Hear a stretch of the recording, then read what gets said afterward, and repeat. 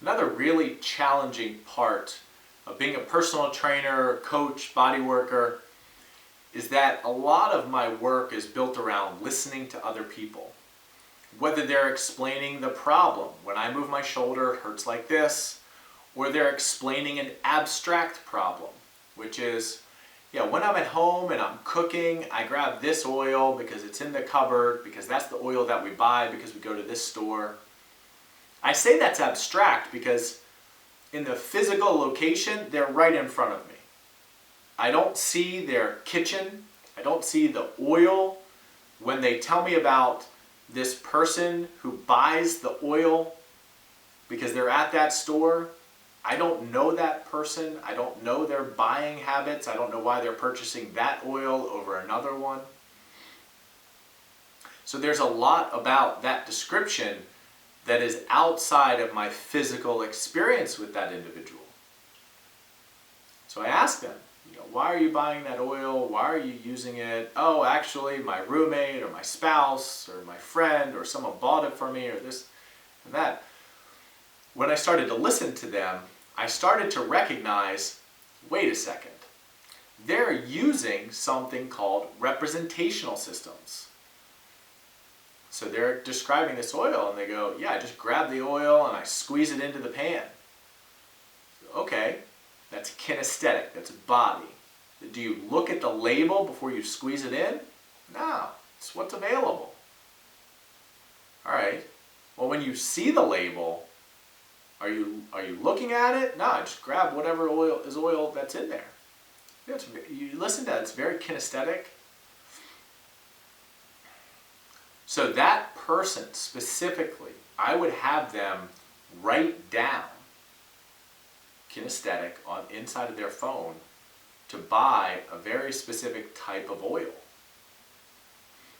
And I would say, send this right now to whoever is making the purchasing decisions around that oil. So this way it's kinesthetic. It's getting done physically. They're doing it. They've done the action. Now here's somebody who's different. Same situation, same problem. They're using the wrong oil while they're cooking, or, okay, so visual. When I look in the fridge, I don't know what to eat. So I go for what I know. When I see that my cookies are in the pantry, I eat them because I know that'll make me feel good. But when I look in the fridge, I get nervous. I don't know what to cook. I don't know something. They're saying visually. They're triggered visually. They look through and they get confused. And then they go into the pantry and they see something inside the pantry that they've known before. So they get a feeling about it. So their decision making is see, feel. It's an advanced neuro-linguistic programming technique about connecting functions.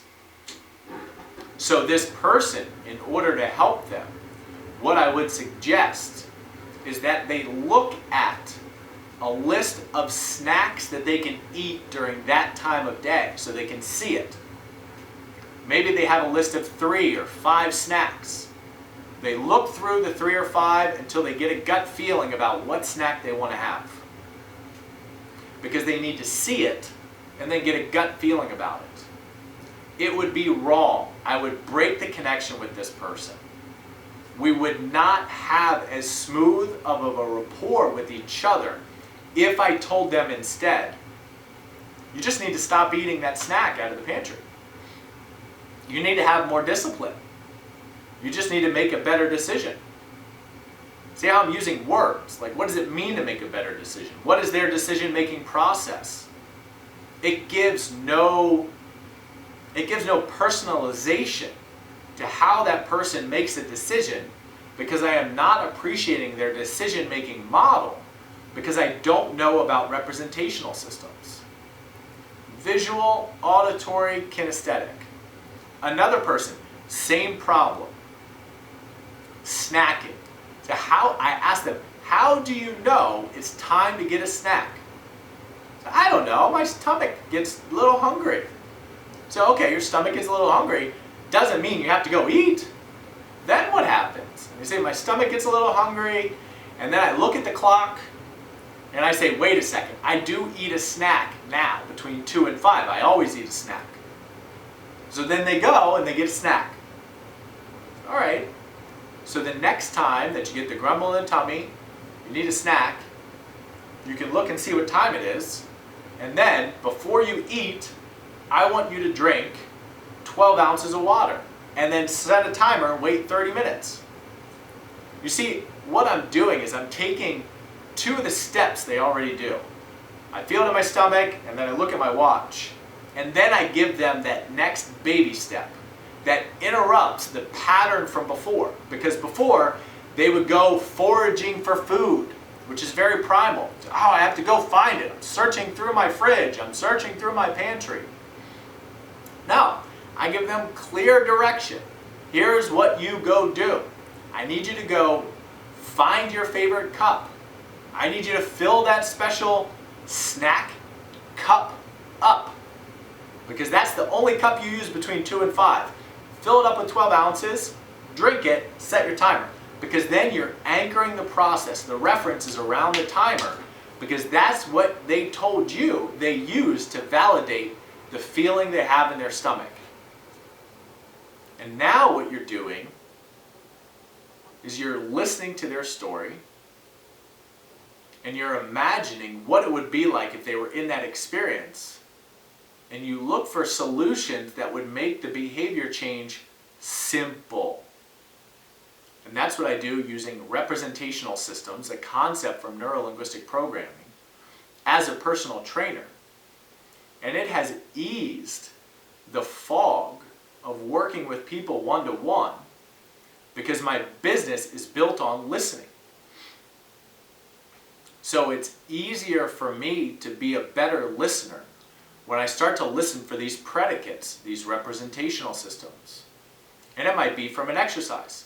Okay, when you're doing that exercise, what's your experience like? What are you feeling, seeing, telling yourself? Well, I feel the bar, I go to push it up.